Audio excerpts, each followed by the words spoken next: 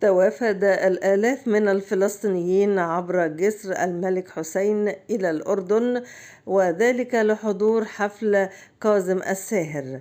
هذا التوافد من أهل الضفة الغربية وعرب 48 يوضح أن الحياة كما يرى البعض أنها تسير، ولكن نجد أن هناك البعض الآخر ممن يحملون المسؤولية لمصر لما يحدث في غزة، فيعتبرون أن أي فرح عند مصر هو كيف تفرحون وكيف تحتفلون بأي مناسبة طالما أن جيرانكم في غزة محاصرون.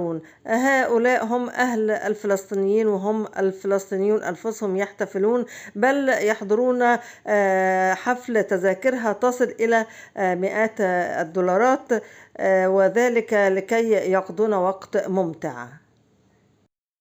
توافد الآلاف من الفلسطينيين عبر جسر الملك حسين إلى الأردن، وذلك لحضور حفل كاظم الساهر.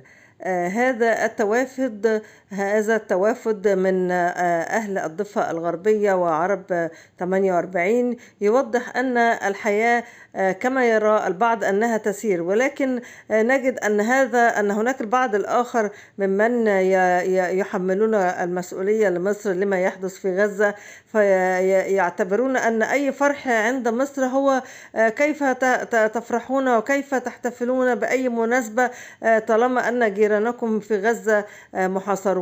هؤلاء هم أهل الفلسطينيين، وهم الفلسطينيون أنفسهم يحتفلون، بل يحضرون حفل تذاكرها تصل إلى مئات الدولارات، وذلك لكي يقضون وقت ممتع.